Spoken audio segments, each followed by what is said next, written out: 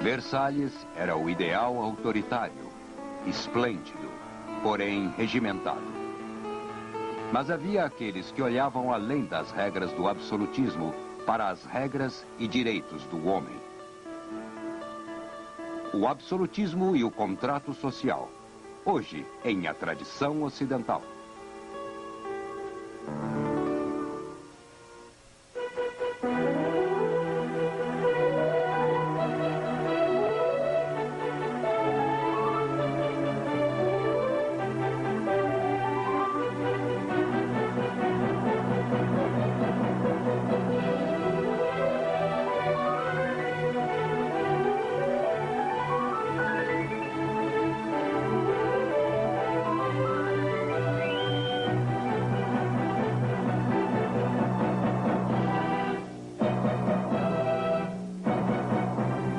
Agora, o professor da Universidade da Califórnia, Eugene Weber, em sua jornada através da história da civilização ocidental.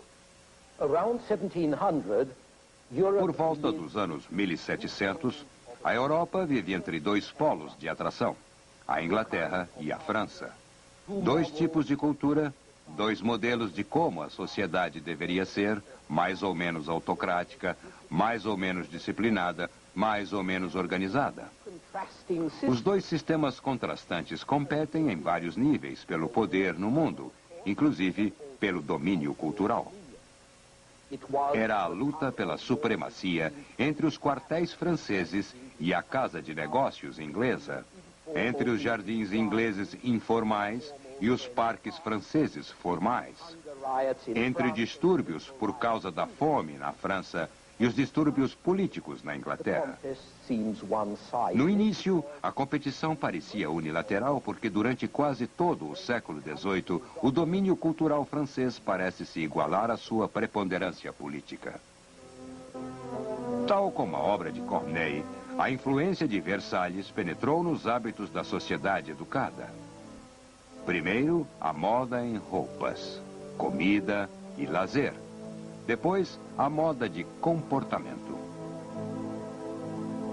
Os regentes da Rússia e da Polônia e Alemanha mantinham correspondentes para lhes dizer quais eram as mais recentes regras de etiqueta em uso na corte francesa. Só porque Versalhes era tão esplêndida, não queria dizer que também era alegre. Era submetida ao protocolo, monótona, desconfortável. Todos e tudo tinham um papel determinado a representar em um lar perfeitamente ordenado e regulado.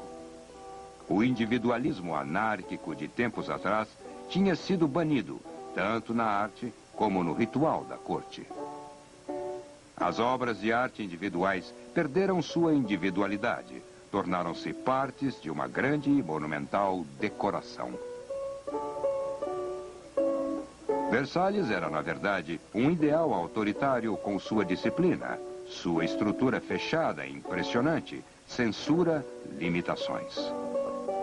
Você não devia explorar além desta estrutura artificial, pois exploração e experimentação fora de limites estabelecidos poderiam produzir mudanças. E o grande objetivo da França clássica do século XVII era evitar a mudança, porque isso poderia desequilibrar o status quo existente.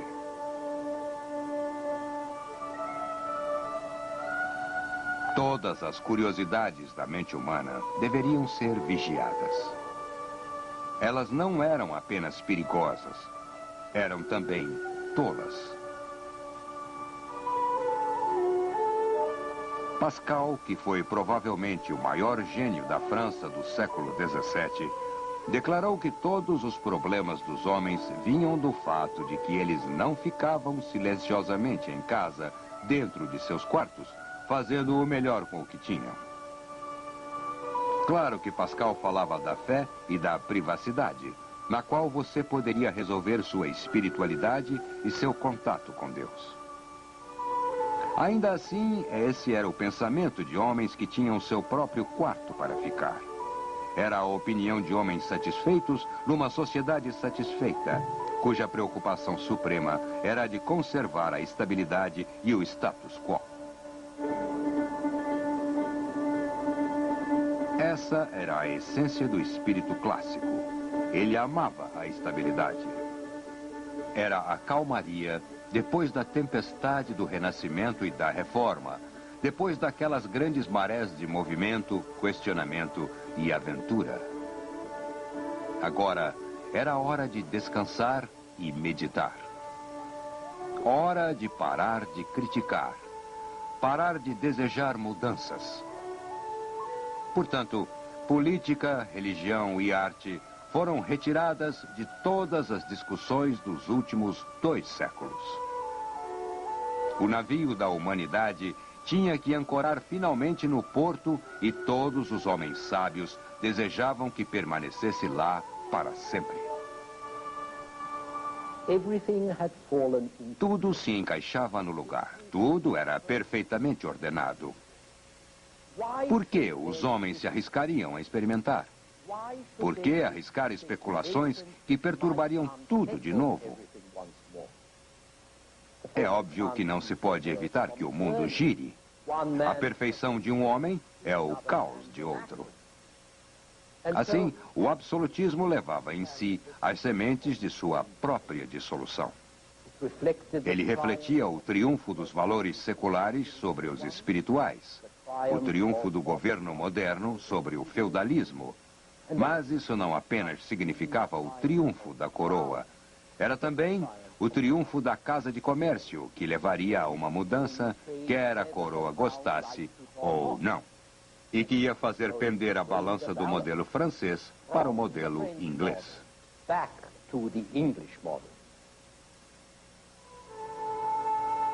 Governos absolutistas deviam fazer não só nações fortes, mas também nações ricas. A doutrina econômica do século XVII dizia que isso seria alcançado pela regulamentação, pelo governo, da economia nacional para aumentar o poder do Estado às custas de seu rival. É a doutrina que chamamos de mercantilismo. No mercantilismo, a riqueza do país está em seu estoque de ouro e prata. Deve-se juntar todo o ouro e prata que puder e desenvolver a indústria nacional de modo que seu país pudesse vender o máximo no exterior e comprar dele o mínimo possível. Desse modo, o metal entrava e não saía, e o país ficaria mais forte. As indústrias nacionais, no entanto, deviam ser protegidas contra a competição estrangeira. Portanto, o mercantilismo é nacionalista e protecionista. Na Holanda, companhias comerciais como a Companhia das Índias Orientais foram criadas por livre empreendimento.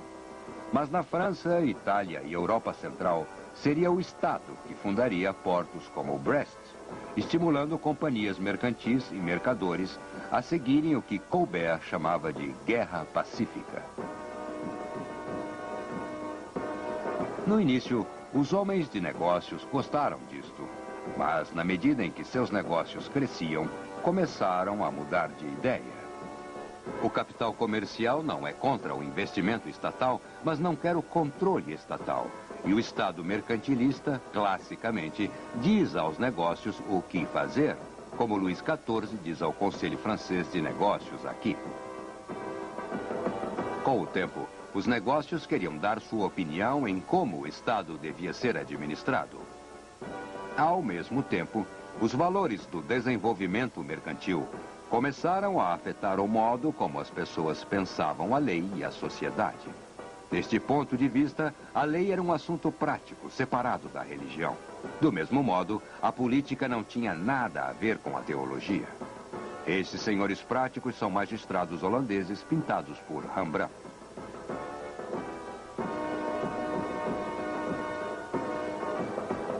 O século XVII não encontrou as regras da sociedade humana em uma revelação divina.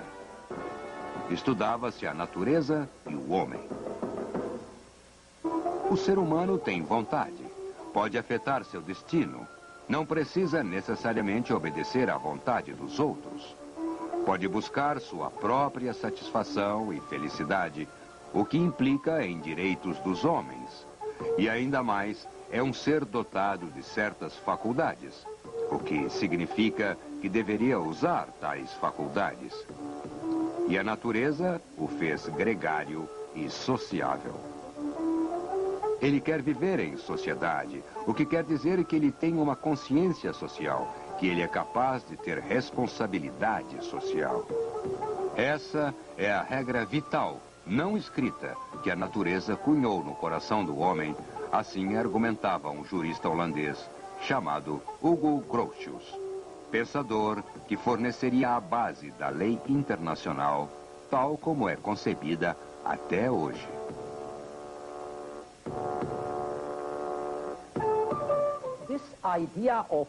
Essa ideia de sociedade como o resultado da tendência natural seria levada adiante. O seu fundamento era assim: o homem tem uma inclinação natural para viver numa sociedade organizada e pacífica. A lei nasce de seus instintos sociais.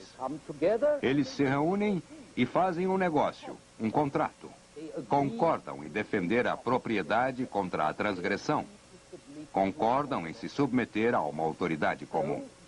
Assim sendo, imaginamos que a sociedade começa com um contrato entre homens e depois um segundo contrato entre os homens e alguém que reine sobre eles e os proteja.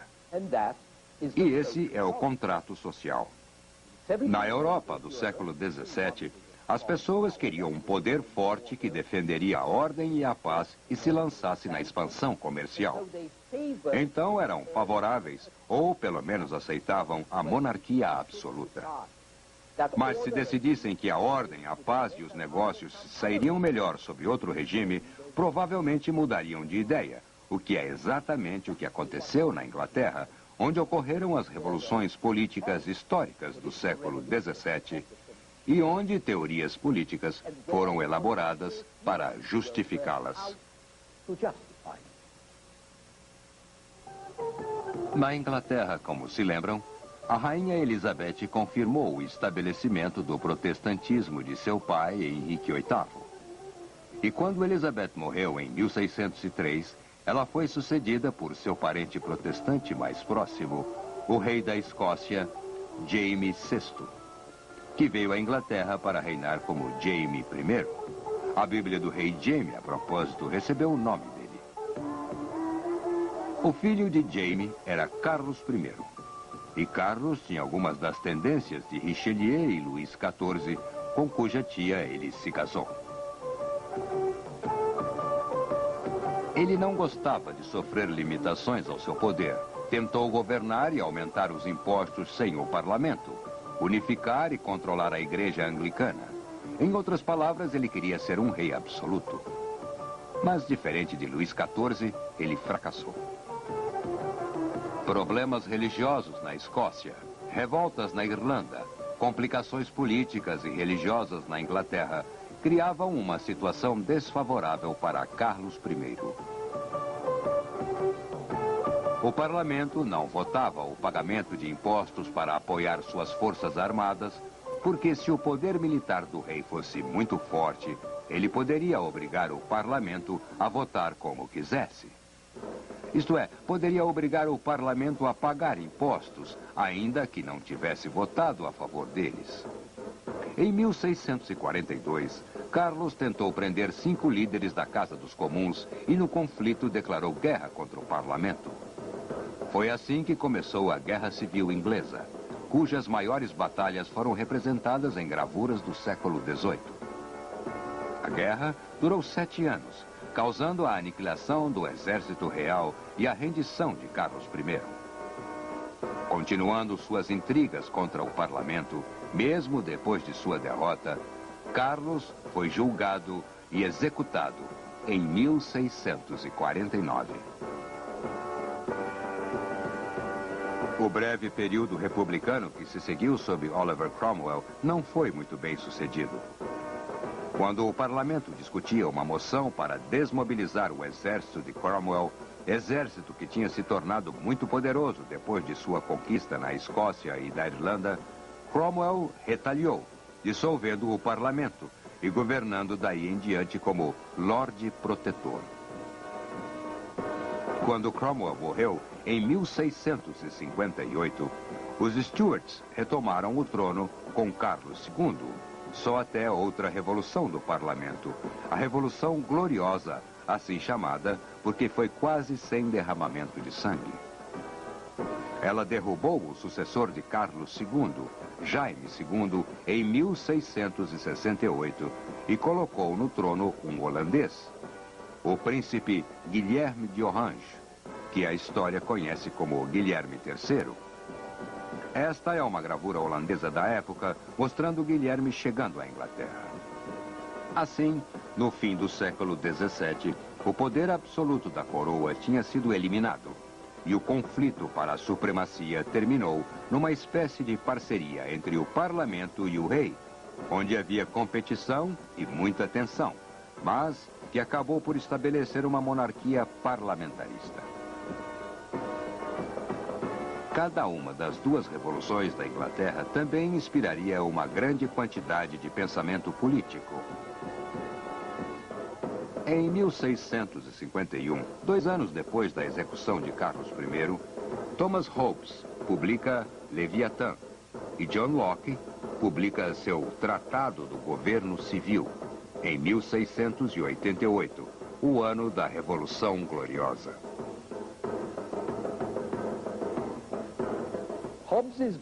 O livro de Hobbes, Leviatã, escrito enquanto estava exilado em Paris, se valeu das teorias correntes de natureza e natureza humana e as virou de cabeça para baixo. A humanidade, diz Hobbes, é naturalmente maldosa. O homem não é um ser social, apenas uma criatura egoísta, sempre procurando sua própria vantagem. Não existem objetivos elevados. Não existe o bem, exceto o prazer. Não existe o mal, exceto a dor. Não existe liberdade, fora a liberdade de procurar por seus prazeres. O princípio básico da vida era o egoísmo, de acordo com Hobbes. Com todos lutando para ter o que querem, o estado natural do homem é o que Hobbes chama de estado de guerra, que é uma luta constante do homem contra o homem. Neste degenerado estado de natureza, as pessoas vivem com medo constante. E suas vidas, dizia Hobbes numa frase famosa, são solitárias, pobres, asquerosas, brutais e curtas. Portanto, se não quisermos que a raça humana se destrua, temos que introduzir um remédio artificial, que é o poder. Em vez da igualdade básica dos humanos, introduzimos agora um regime de desigualdade.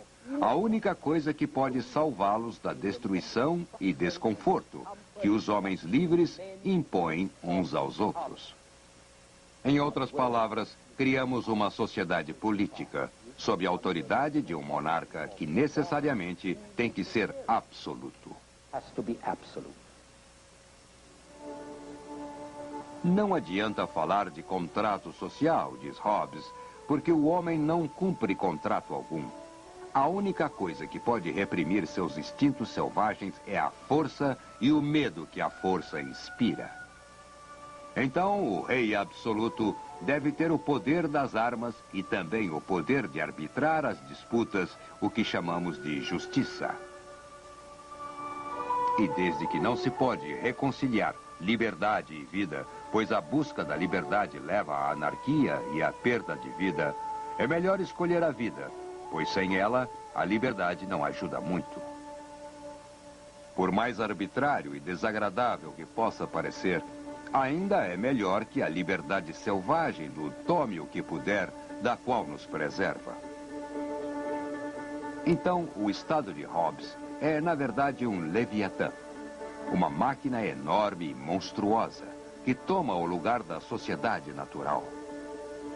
É preciso entender que Hobbes defendia o poder absoluto não devido a um direito divino, mas em nome do interesse da gente comum, que precisava de segurança e paz para viver e aproveitar a vida.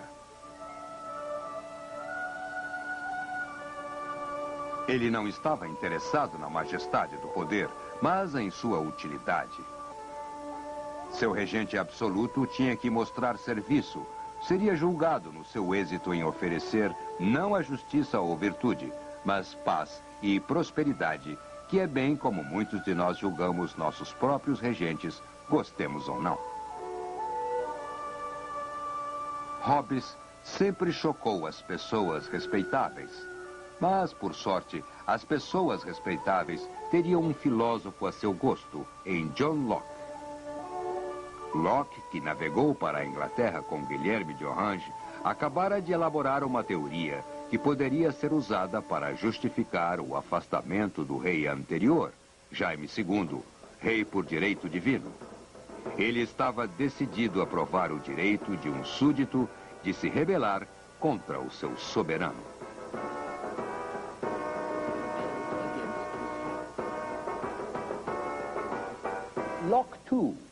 Locke também começou pelo estado da natureza, mas ele discordava de Hobbes.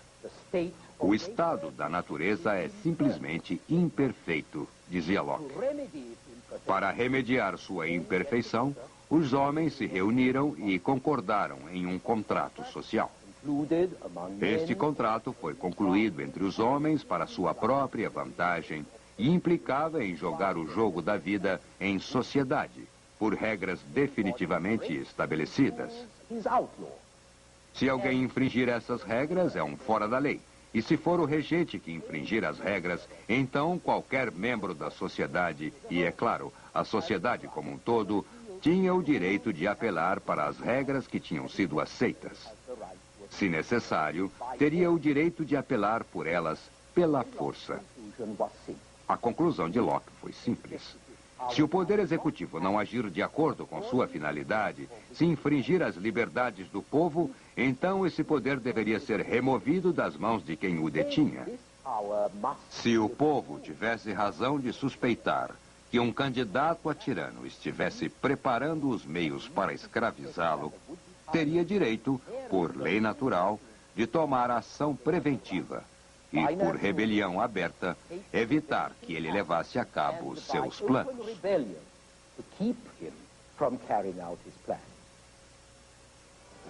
Assim, John Locke não apenas tinha justificado a Revolução Gloriosa, como também criado o conceito de um homem natural, no todo suficientemente decente e civilizado para se organizar e se comportar de acordo com a lei natural. Essa ideia de lei natural e a concepção de Locke de um homem naturalmente decente veio a formar a essência e a base do novo pensamento inglês legal e constitucional. A lei natural também entrou na política de seu tempo e, particularmente, na política da Inglaterra, cujo sucesso influenciaria o resto do mundo daí em diante.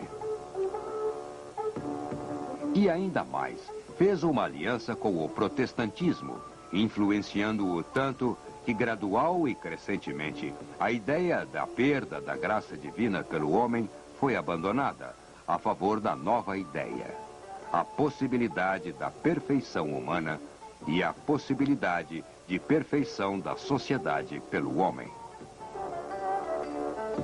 Acima de tudo, a lei natural significava que os homens agora poderiam ver que o direito divino, assim que pretendesse estabelecer o reinado absoluto de um homem, como demonstrado aqui, ou de um regime, não era sobrenatural, era antinatural. E como tal, devia ser desprezado e atacado.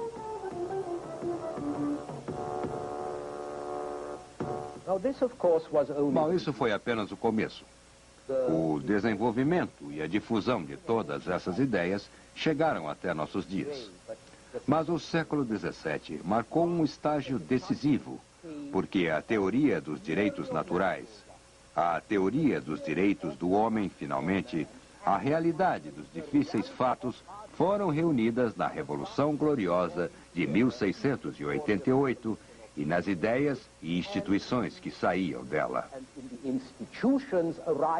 Locke foi menos vigoroso que Grotius, mais superficial que Hobbes, mas era o homem certo na hora certa. Foi o responsável pela secularização da teoria política e da teoria legal. Foi o responsável pelo divórcio entre a razão e o mistério, e por relegar a intervenção divina ao seu lugar, no céu, longe das realidades dos assuntos mundanos. E podemos tomar esta passagem de Ensaio sobre Governo Civil, de Locke, e marcá-lo tanto por seu propósito e significado para nós.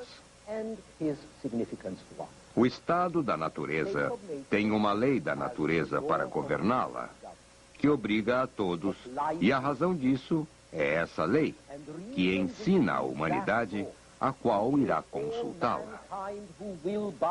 Que sendo todos iguais e independentes, ninguém deve prejudicar a outro em sua vida, liberdade ou posse. O século seguinte iria escrever o epílogo concreto destas palavras, como veremos em nosso próximo episódio.